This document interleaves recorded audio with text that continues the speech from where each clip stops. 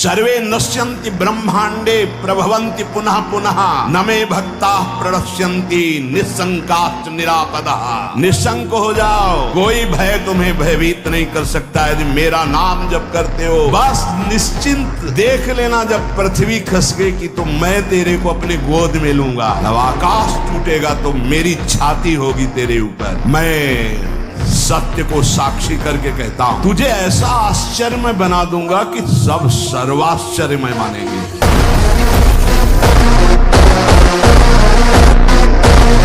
ब्रह्मचर्य का रक्षा तभी वो उपासक कर सकता है जब सर्वतोभाविन ब्रह्मचर्य होगा। नेत्र का ब्रह्मचर्य सबसे पहले शुरू कीजिए। जो नेत्र किसी को भी देखकर भोग कामना कर लेते हैं, भोग बुद्धि से देखते हैं वस्तु को, व्यक्ति को, किसी को भी, इन नेत्र से बेविचार हो रहा है। फिर वाणी का ब्रह्मचर्य, बहुत बड़ा प्रभाव पड़ता है इससे। यदि आप जबान से अश्लील बातें, गंदी बातें, कामुक बातें करेंगे तो आप ब्रह्मचर्य रह ही नहीं सकते। अगर आप वाणी से परस्पर शरीर आकर्षण वाली बातें करेंगे, बस आप गए। श्रवणेंद्रिय का, कान से गंदी बातें, व्यभिचार की बातें, कामुक बातें सुनना जिससे हमारे हृदय में कामना जग जाए, बिल्कुल नहीं। और त्वगेंद्रिय का ब्रह्मचर्य, अनावश्यक किसी को स्पर्श मत करो। किसी की भी अगर सेवा करने का सौभाग्य मिले फिर उसमें ये प्रश्न नहीं उठता।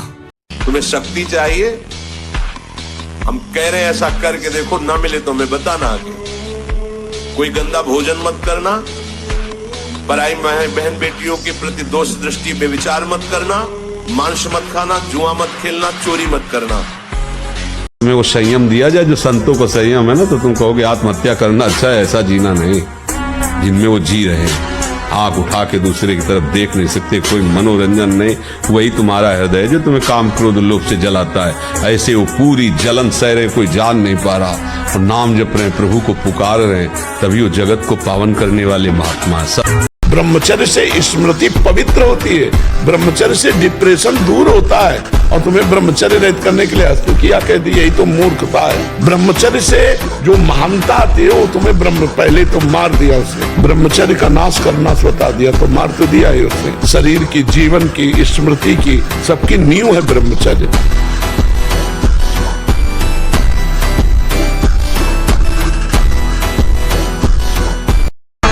कम बोलना, कम सुनना, कम देखना, कम सोना और कम आहार करना, ये 5 पर कंट्रोल करो। और ये लाखों लोग सुनते हैं, इसलिए हम इसको विस्तार से कह रहे हैं। चरित्र पावन, उद्देश्य महान, नाम जप, कर्तव्य का पालन, विजयी ही होगे कहीं भी हो। पूर्व का कर्म आपको बाधा पहुंचाने के लिए आएगा तो हमारे पास नाम है, हम उस नाम से उसको मिटाएंगे। जो नाम जप कर रहे हैं ना, उस भजन बल से उसको मिटाएंगे। वो भजन बल से नष्ट होता है, बाहरी व्यवहार से नष्ट होता है। अगर सिंह का बच्चा भेड़ों के बीच में फंस जाए तो भेड़ नहीं बन जाता, वो सिंह ही रहता है। ऐसे ही कर्म विवश करें अगर किसी हरिभक्त को, उसकी दयनीय दशा पे कभी हंसना नहीं, क्योंकि वो सिंह है। आज थोड़ा दिखाई दे रहा है केवल, वो ऐसा छलांग मारेगा कि सब कर्मजाल एक सैनिक।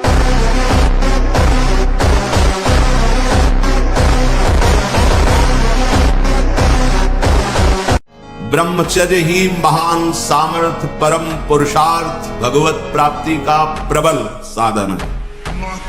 परम सुख का, परम शांति का, परम स्मृति का, महान धृति का ये प्रधान साधन ब्रह्मचर्य है। जो इस साधन से हीन है वो मृत हैं, खुद देखें। जो ब्रह्मचर्य धारण करना चाहे, भगवत मार्ग में जो चलते हैं उनके लिए तो है ही, पर जो भी परम सुख, परम आनंद और लोक में उन्नति, परलोक में परम पद, उसे ब्रह्मचर्य अवश्य धारण करना चाहिए।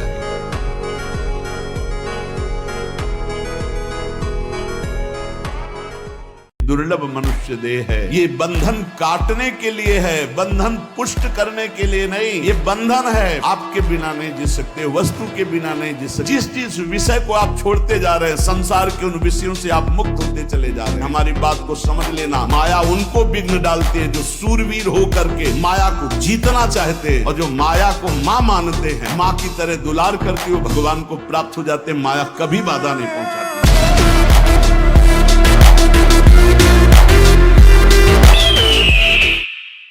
अगर आप 5 वर्ष ब्रह्मचर्य रहे केवल इसलिए कि जो हमारी संतान हो वो बहुत देशभक्त, हरिभक्त, बलवान, विद्वान, ज्ञानवान हो, और आप नियम से दोनों भजन करो, और 5 वर्ष बाद गर्भाधान करके संतान उत्पत्ति के शास्त्र सिद्धांत अगर वो महापुरुष न पैदा हो तो बताना। पर सिद्धासन और पद्मासन में बैठने की वो भूल न करे जिसका ब्रह्मचर्य ठीक नहीं है। भूल न करे, नहीं शरीर पीड़ा और रोग से ग्रसित हो जाएगा। ये वायु को संशोधित करके, चर्बी को भस्म करके, शरीर को शांत करके और मन को एकाग्र करके, प्राणों को सूक्ष्म करके भगवत प्राप्ति कराने में बहुत ही सहयोगी आसन है पद्मासन और सिद्धासन। लेकिन उसके पहले ब्रह्मचर्य, ब्रह्मचर्य का नियम नहीं तो इन आसनों पे बैठने की भूल न करें। जिसको ब्रह्मचर्य धारण करना है ध्यान देकर सुनिए। सबसे पहला कार्य उसकी दिनचर्या में, चाहे बच्चा हो, चाहे जवान हो, या जो कोई भी हो, सूर्य उदय के पहले रात्रि के चौथे प्रहर में ही जाग जाना चाहिए। अपने तो अर्धरात्रि के बाद ही जाग जाते हैं। चौथे प्रहर में प्रातः 4 बजे बिल्कुल जग जाना चाहिए। और जो 8-10 बजे तक सोता है वो कोई भी हो ब्रह्मचारी रह ही नहीं सकता, ब्रह्मचर्य रह ही नहीं सकता। वो स्वप्न दोष का शिकार होगा, वो नाना प्रकार की कुचेष्टाओं का शिकार होगा पक्का। क्योंकि बुद्धि को सत्य प्रकाश की तरफ प्रेरित करने वाले भगवान भुवन भास्कर हैं। वो पधार रहे हो, आप सो रहे हो सैया पे, आपकी आयु, श्री, कीर्ति, बल सब नष्ट होगा। ए शारीरिक ब्रह्मचर्य और मानसिक ब्रह्मचर्य, मन और 5 ज्ञानेंद्रियों के द्वारा किसी भी विषय का धर्म विरुद्ध भोग नहीं। पूर्व काल में कितने महामुनि इससे सिद्ध हो गए, इसलिए वर्तमान में और भविष्य में भी जो शुद्ध ब्रह्मचर्य का पालन करेगा वो परम पद का अधिकारी।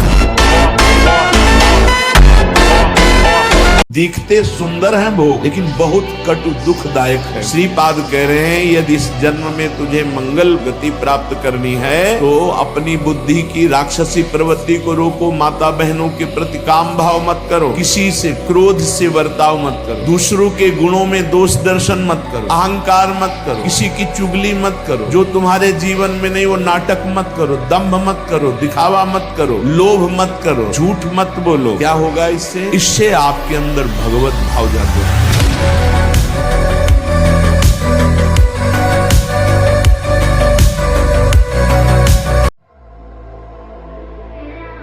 हमारे इंद्री को संयोग जनित कोई क्रिया, कोई व्यक्ति, कोई स्थान जब तक आधार नहीं मिलेगा तब तक वो हमें नष्ट नहीं कर सकते। हम तभी भ्रष्ट होते हैं जब हम सहारा देते हैं उसको, काम का कोई न कोई आश्रय हम दे देते हैं, तभी भ्रष्ट। चाहे वो कोई क्रिया हो, कोई व्यक्ति हो, कोई स्थान हो, इसे आप ढूंढ लीजिए। अगर आप उसके आश्रय नष्ट कर दिए तो स्फुरित होगा और खत्म हो जाएगा वो। अगर आश्रय है तो प्रेरित करेगा, वहां चलो, वो देखो, वो करो, 1000 बार प्रेरित करेगा। उसका नाम मनमत। इतनी जोर से मन को मथेगा कि आप सब भूल जाओगे और वही कर बैठोगे, वहीं पहुंच जाओगे, वही। तो ये है उसका प्रभाव। यौवन अवस्था में ना कोई गर्म कपड़े पहनना, ना जीवन में कभी पंखा चलाना, दोपहर की तपती धूप में पंडों की छतरी के नीचे और रात्रि में वही घाट। कभी कहीं भरपेट भोजन मिला हो तो मिला हो, कभी निराश, हताश, और ऐसा नहीं कि चलने लायक नहीं, ऐसा कभी अनुभव जीवन में नहीं। शांति, ब्रह्मचर्य और संयम का बड़ा बल होता है।